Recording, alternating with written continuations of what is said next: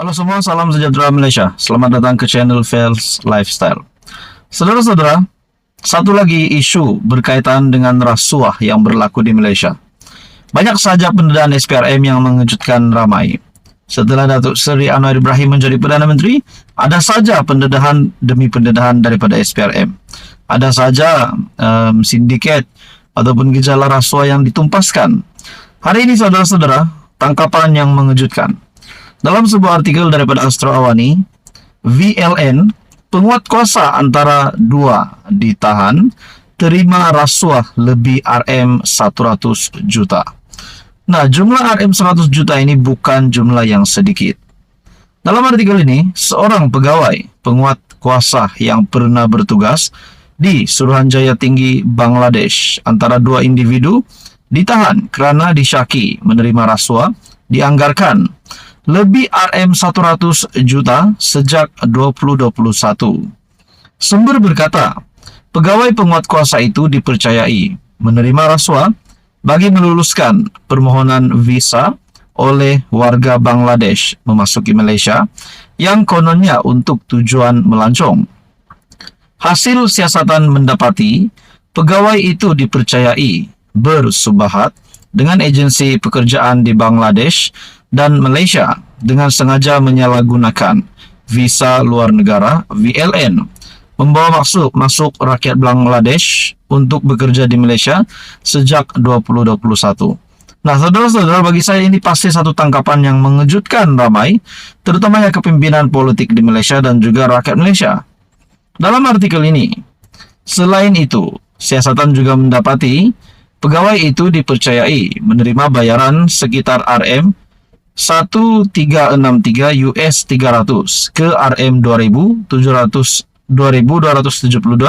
bersamaan dengan US 500 bagi setiap kelulusan permohonan VLN yang melibatkan jumlah rasuah dianggarkan lebih RM100 juta meskipun pembayaran visa yang ditetapkan oleh kerajaan hanya RM105 sahaja, kata sumber itu.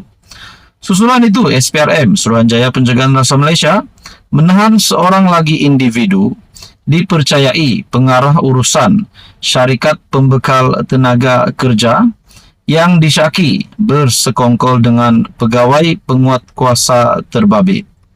Sumber berkata, kedua-dua lelaki berusia lingkungan 30-an itu dipercayai ditahan kira-kira 6.30 petang semalam ketika diminta hadir di Ibu Pejabat SPRM di Putrajaya.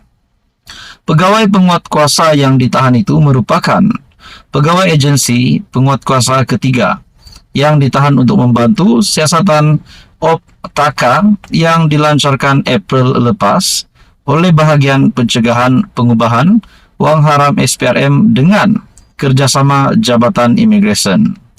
Magistrat M. Mageshwari membenarkan perintah tahanan reman kedua-dua lelaki terbabit selama 4 hari bermula hari ini hingga 31 Julai di Mahkamah Shah Alam.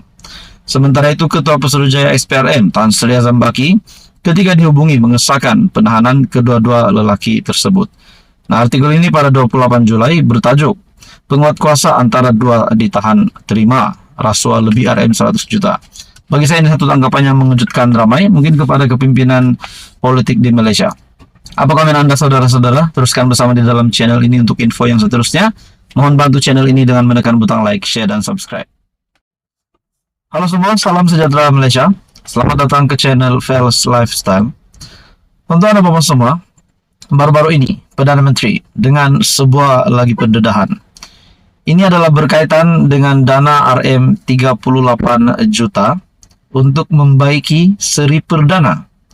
Dan kenyataan yang dibuat oleh Perdana Menteri ini adalah berkaitan dengan kepimpinan Perdana Menteri yang lama, yaitu Tan Sri Muhyiddin Yassin.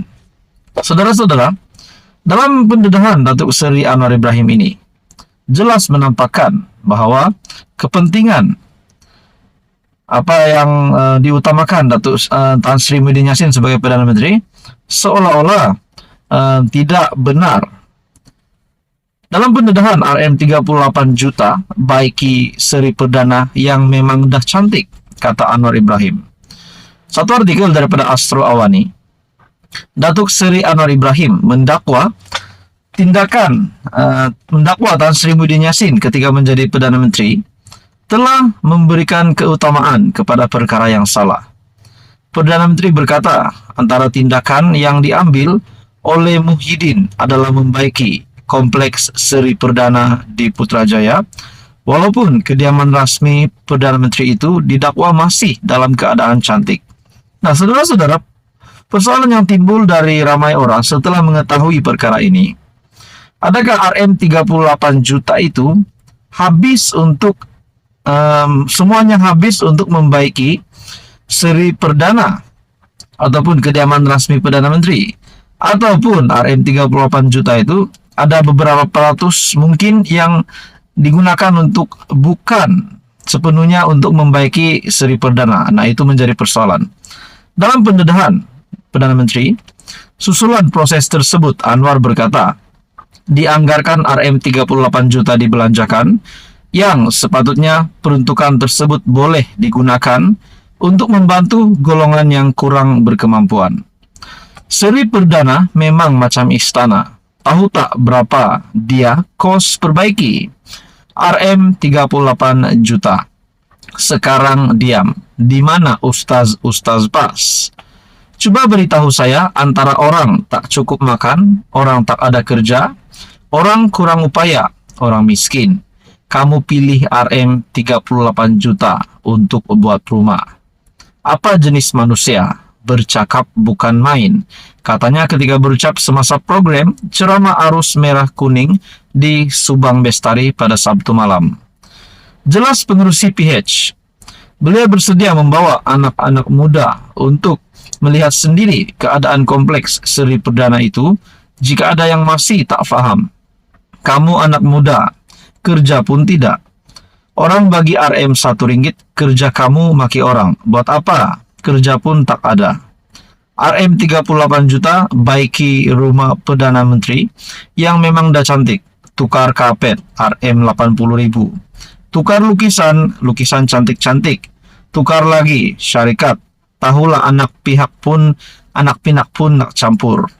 Tukar lagi lampu, dah cantik. Tukar lagi. Tukar dah berapa? RM38 juta tambah Anwar. Pada 30 September 2021, Muhyiddin dalam satu kenyataan menjelaskan bahwa RM38,5 juta yang diluluskan di bawah pentadbirannya untuk kerja-kerja ke atas Seri Perdana adalah bagi membaik pulih kerusakan fisikal bangunan itu, bukannya sekadar pengubahsuaian. Jadi saudara-saudara, apakah pendedahan Datuk Seri Anwar Ibrahim ini pasti mengejutkan ramai.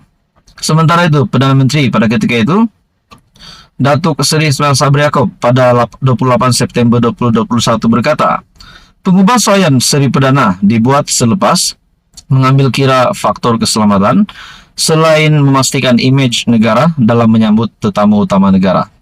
Saudara-saudara, apa komen Anda? Teruskan bersama di dalam channel ini.